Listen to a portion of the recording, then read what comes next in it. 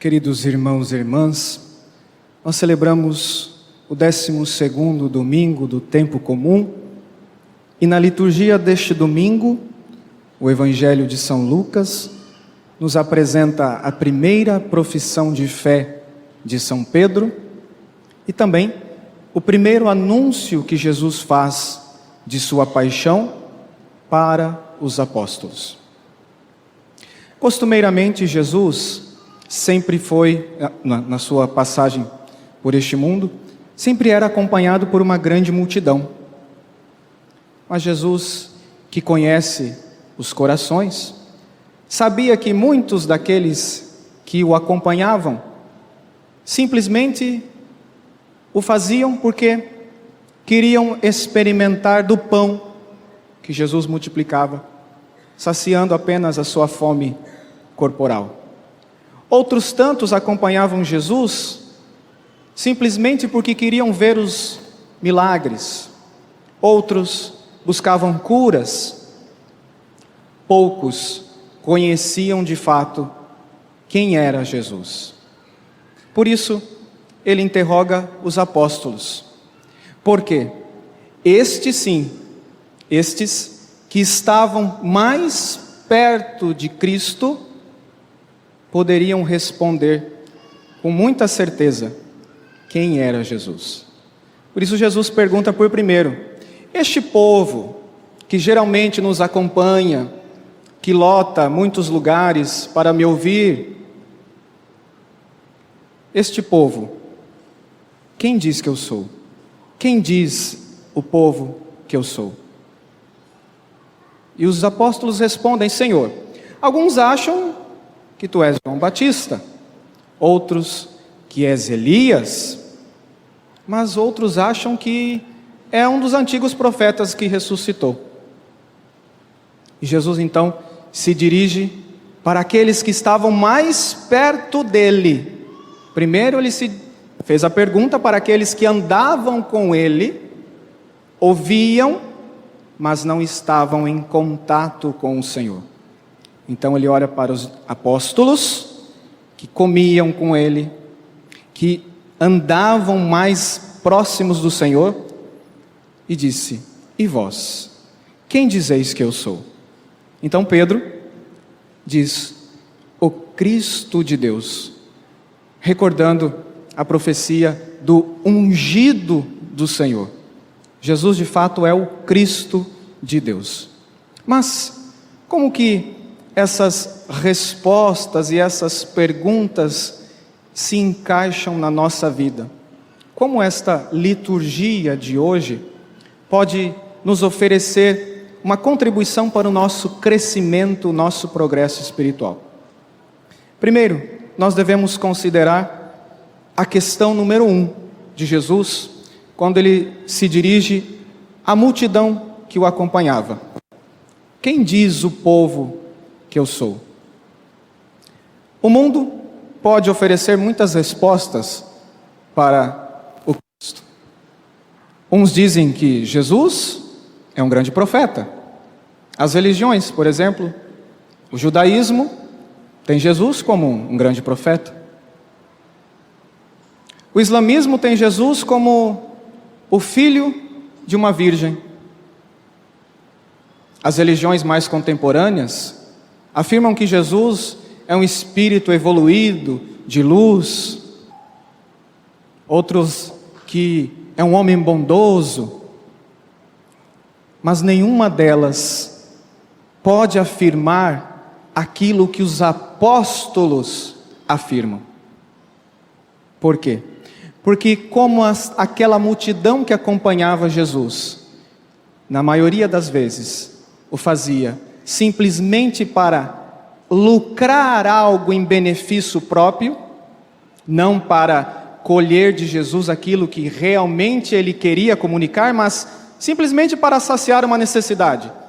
Eu estou manco, eu estou coxo, eu estou paraplégico e eu quero um milagre. Jesus precisa restabelecer a minha saúde física. E aí depois que tinha a sua saúde restabelecida, simplesmente ia embora. Feliz, mas Deus ficava. As religiões do mundo oferecem as mesmas respostas. Todas elas falam de algum aspecto de Deus, que até pode ser verdadeiro. Jesus é um profeta, mas não só. Jesus é um homem bom, mas não só. Agora existe uma religião nascida do coração de Cristo, transmitida pela fé destes mesmos apóstolos, que andavam com o Senhor, que nutriam uma amizade, uma intimidade com Deus, e que diz: Jesus é o Filho de Deus encarnado, feito homem, que veio ao mundo para nos libertar do pecado, da morte e da escravidão. Nenhuma outra religião pode afirmar isto, porque ou elas estariam mentindo, ou então elas estariam professando a fé universal, fé católica. Então elas não podem afirmar isto. Só o cristianismo afirma esta verdade, porque foi a verdade revelada pelo próprio Senhor.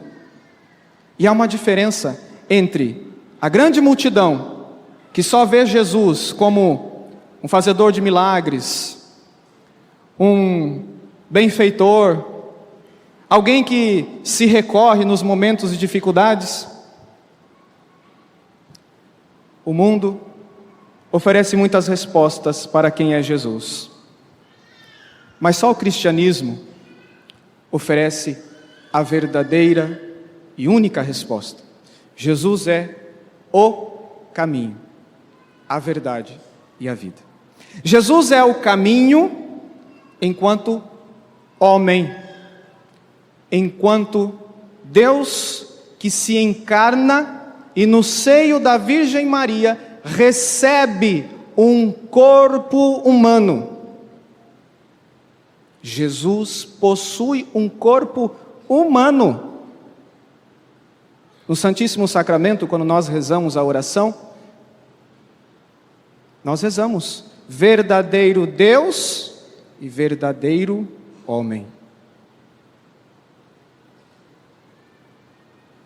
E de onde é que nasce esta fabulosa resposta que assusta a indiferença religiosa do mundo e que faz com que os cristãos sejam tão perseguidos?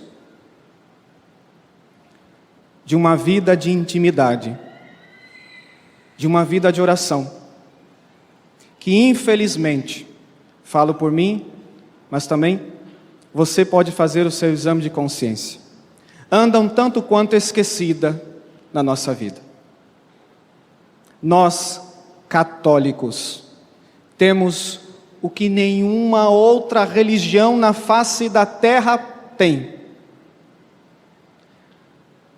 uma pessoa ali, dentro daquele sacrário, uma pessoa divina, dotada de um corpo que para nós é caminho de salvação. É pela humanidade de Cristo que nós somos levados de novo para a comunhão com Deus.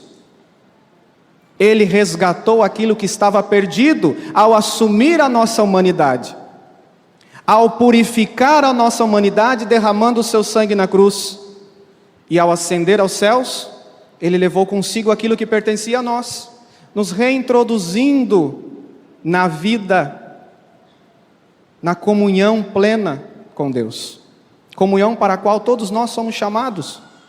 Mas só é possível percebermos isto e sairmos desta indiferença religiosa quando nutrirmos uma vida profunda e sincera de oração e de intimidade com o nosso amigo que está ali no sacrário.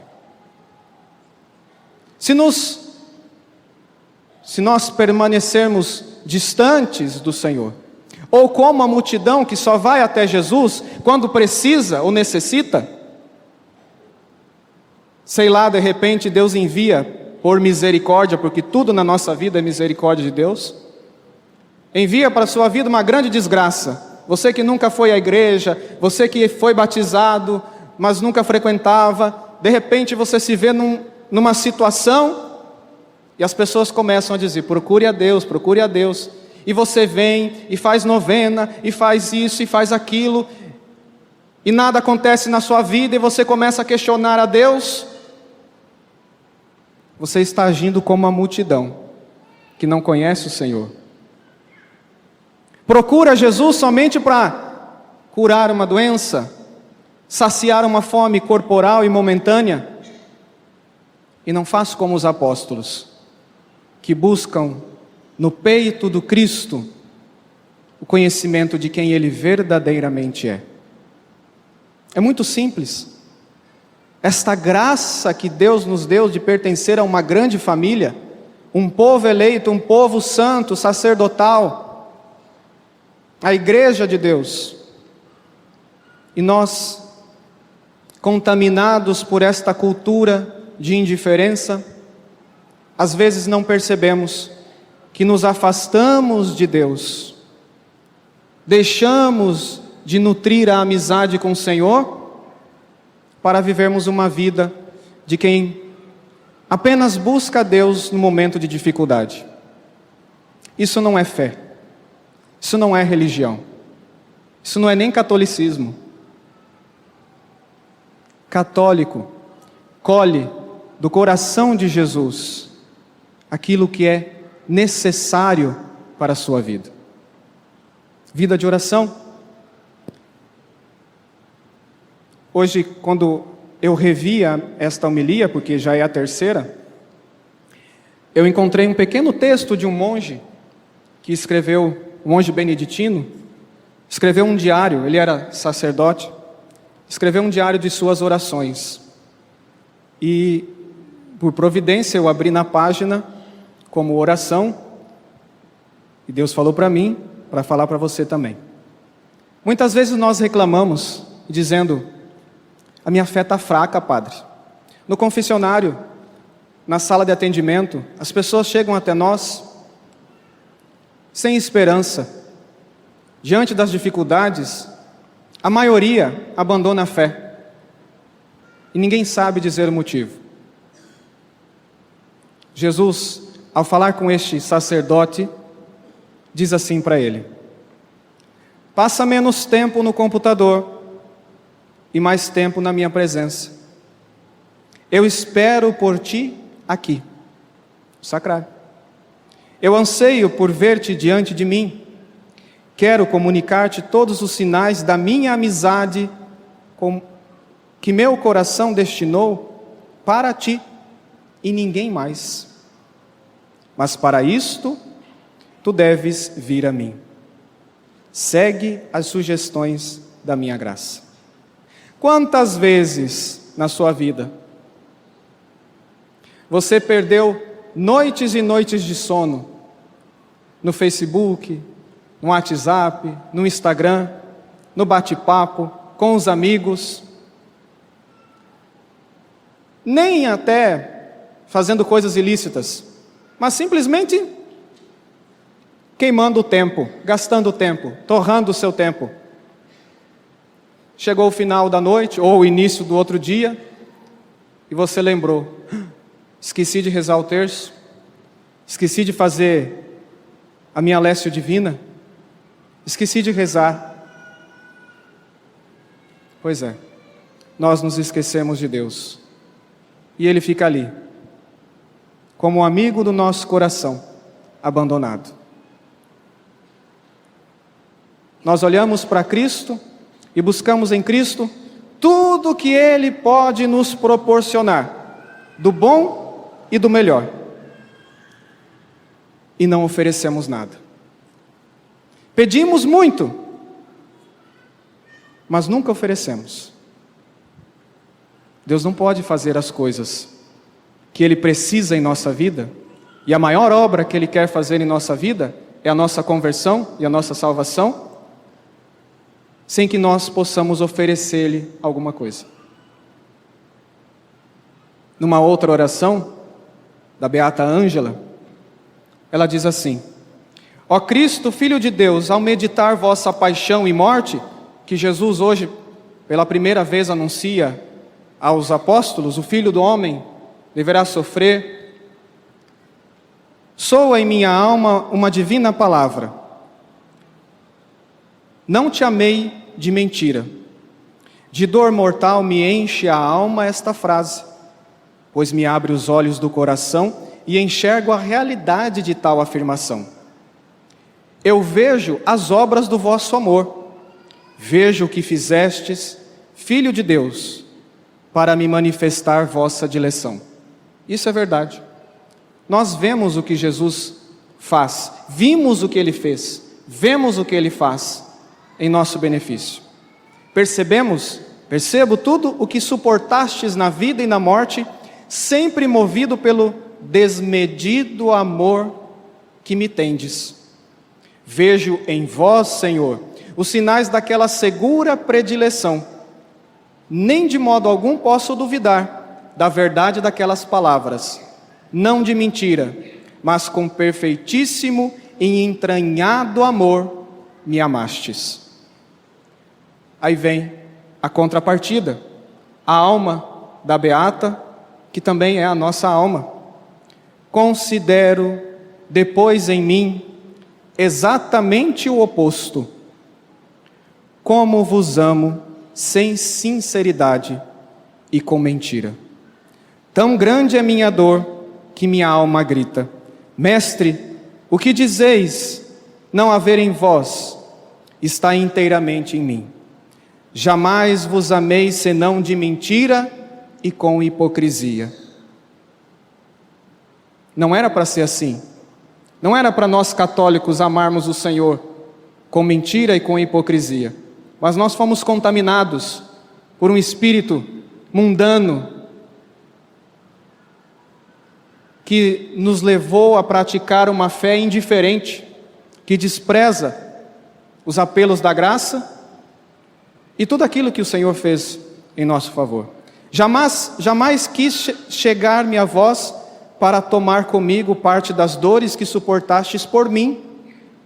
Quantos de nós, ao olharmos para a cruz, tapamos os olhos, dizendo: nossa, é forte, porque sem a fé a gente só enxerga a violência.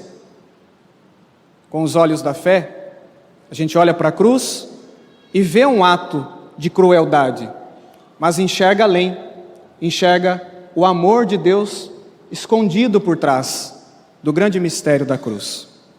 Jamais vos servi, a não ser com dissimulação e nunca com sinceridade. Que nesta liturgia, ao final deste domingo, possamos diante deste altar, onde Jesus logo mais se fará presente, realmente presente nas espécies do pão, também professar a fé de Pedro, a fé dos apóstolos, a fé de Tomé, que ao olhar a humanidade, o corpo de Cristo perfurado, diz: meu Senhor e meu Deus. Que Deus nos dê a graça de crermos na verdade que Ele anunciou e que os apóstolos transmitiram para nós ao longo dos séculos.